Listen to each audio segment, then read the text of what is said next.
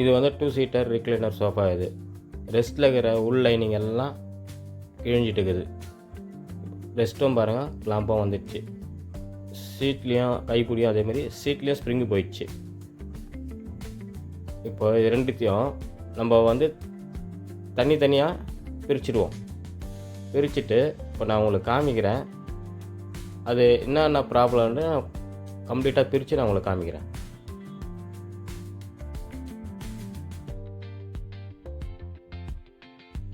இப்போ இந்த கேமரா கிட்ட எடுத்து வந்து காமிக்கிறேன் என்னென்ன ப்ராப்ளம்னு. இப்போ மேலோட்டமாக நம்ம பார்ப்போம்.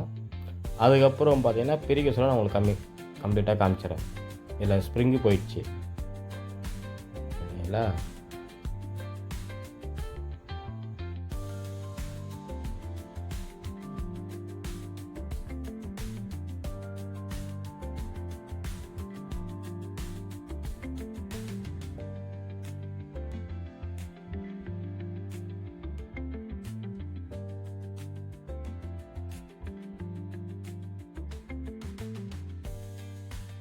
இப்போ வாங்க நம்ம இதை பிரிச்சுடுவோம்.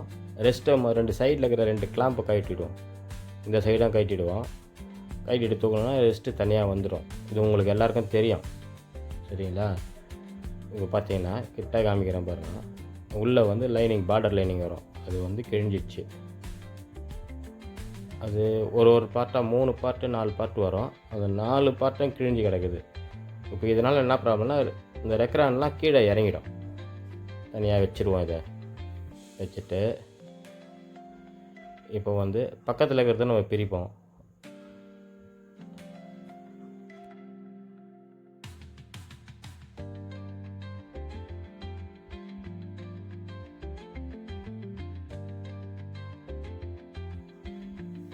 இதில் கிளாம்ப் வந்து ஜாம் ஆகிட்ருக்கோம். சில நேரத்தில் இந்த ரஸ்ட்டு படிஞ்சு ஜாம் ஆகிட்ருக்கோம். அதை எடுக்கிறது கொஞ்சம் கஷ்டமாக இருக்கும். அதை வந்து கொஞ்சம் பார்த்து ஸ்க்ரூ ட்ரைவர்லாம் போட்டு தான் கட்டணும். அதனால் கொஞ்சம் லேட்டாகும். நம்ம கழட்டிட்டோம்னா இந்த சைடு இப்போ கட்டுறோம் பாருங்கள். கழட்டிட்டு எடுத்து வச்சுருவோம் தனியாக யூரியா.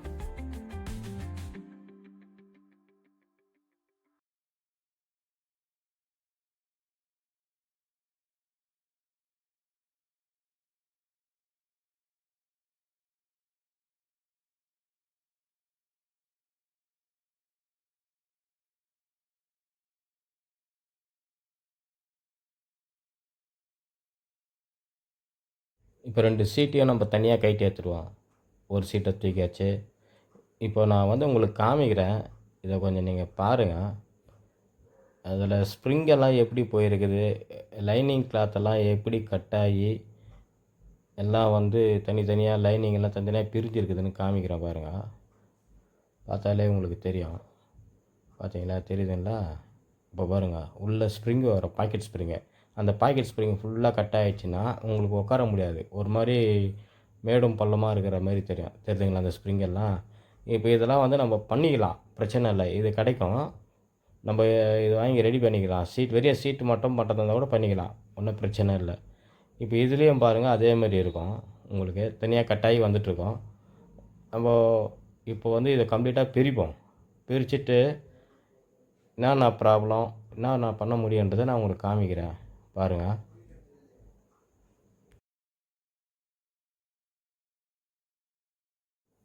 இது வந்து இவ்வளோ சுலபமாலாம் நம்மளால் பிரித்து எடுக்க முடியாது. ஏன்னா இது வந்து ஒரு பேப்பர் கிளாத்தை போட்டு காடா கிளாத் மாதிரி செட் பண்ணி அடிச்சுக்கிறாங்க துணி சரிங்களா. இப்போ அது வந்து பார்த்திங்கன்னா ஈஸியாக நான் கேட்டுற மாதிரி ஆகுது, இழுத்தாலே வந்துடுது. அந்த ஸ்ப்ரிங்குங்களும் எடுத்து காமிக்கிறேன் பாருங்கள், ஒரு ஸ்ப்ரிங்காக காமிக்கிறேன் பாருங்கள். இது வந்து நம்ம குழந்தைங்களோ இல்லை பெரியவங்க இருந்தாலும் குத்துச்சுனாலும் கொஞ்சம் கஷ்டம்தான். அதனால் கொஞ்சம் சிம்பிளாக இருக்க சொல்லி பார்த்துட்டுங்க, உங்களுக்கு தெரியும். பாருங்கள், இது மோட்ரு டைப்பு. இப்போ இதை எடுத்துகிட்டு தான் நம்ம எல்லாமே கழட்ட முடியும் சரிங்களா. இப்போ ஒரு ஸ்க்ரூவை கழட்டிட்டு 4 ஸ்க்ரூவை கழட்டி எடுத்துட்டோம்னா ஃபுட் ரெஸ்ட் வந்துடும். அதுக்கப்புறம் தனியாக மோட்டர்லாம் கழட்டி எடுக்கணும். அதெல்லாம் ஒன்று ஒன்றா கொஞ்சம் கொஞ்சமாக காமிக்கிறேன், நீங்கள் பார்த்துங்க.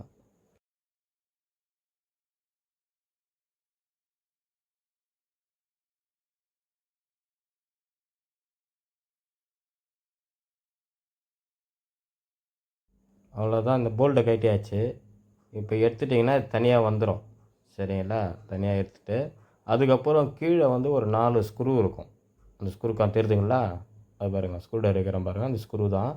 அதேமாரி மேலே ஒன்று இருக்கும், இந்த சைட்லேயும் அதேமாரி இருக்கும். இந்த 4 ஸ்க்ரூவை கழட்டிட்டு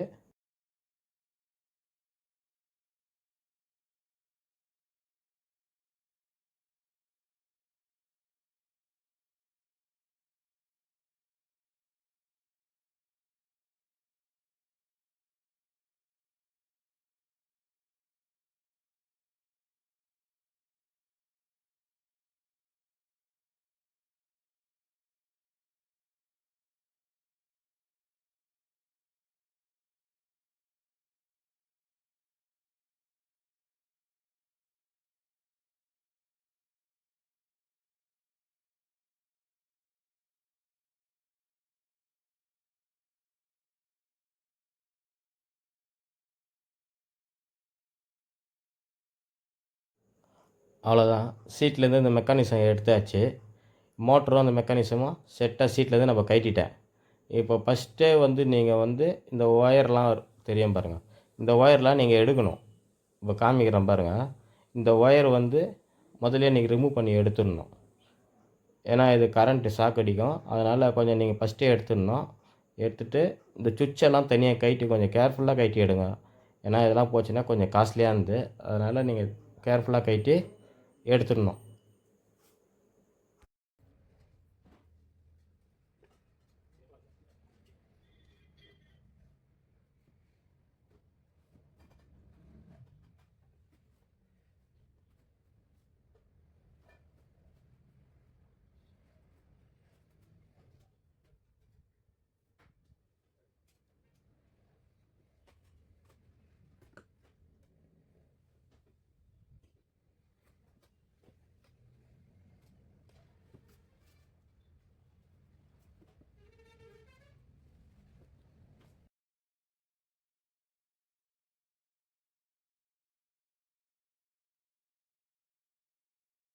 ரெக்லைனரில் மட்டும் இந்த மாதிரி ஸ்ப்ரிங்கு கொடுத்துருப்பான். அதுதான் அடிக்கடிக்கு உங்களுக்கு ஒரு 2 வருஷம் 3 வருஷம் பொறுத்து போயிடும். அதனால் இதை நீங்கள் பார்த்து சின்னதாக ஒரு சொல்லே பார்த்துட்டிங்கன்னா கொஞ்சம் ஈஸியாக இருக்கும். இது பாருங்கள், எடுத்து காமிக்கிறேன் பாருங்கள். இது ஒரு பாக்கெட் ஸ்ப்ரிங்குன்னு இது. இது வந்து பெருசாகவும் இருக்கும், தனித்தனியாக வந்துச்சு பாருங்கள். இப்போ எடுத்து காமிக்கிறேன் பாருங்கள் ஃபுல்லாக. இதுதான் அந்த ஸ்ப்ரிங்கு, சரிங்களா? அந்த ஸ்ப்ரிங்கு அவ்வளோதான் எடுத்து போட்டு, இப்போ நம்ம புதுசு தான் அந்த ஸ்ப்ரிங்கு போடணும். அது புதுசு போட்டு தான் நம்ம யூஸ் பண்ண முடியும், சரிங்களா?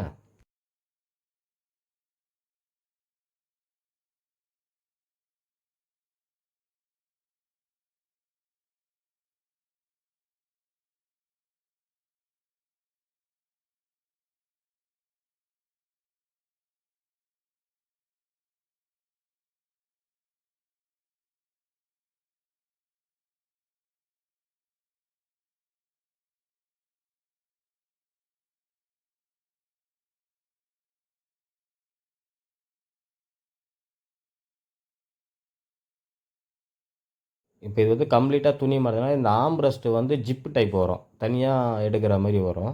அதனால் அந்த ஜிப்பை நம்ம ரிமூவ் பண்ணி எடுத்துகிட்டு ஃபுல் துணியை மாற்றுறது இருந்தால் இப்படி தான் கைட்டி ஆகணும் நீங்கள். நான் அதில் சில சமயத்தில் ஆணிலாம் அடித்து வச்சுருப்பாங்க. இதை வந்து அதெல்லாம் எடுத்துகிட்டு ஜிப் பார்த்தீங்கன்னா தனியாக வந்துடும், அவ்வளோதான். இதை வந்து நீங்கள் பிரித்து நம்ம துணி மாற்றுறது தான் இப்போது நம்மளோட வேலை.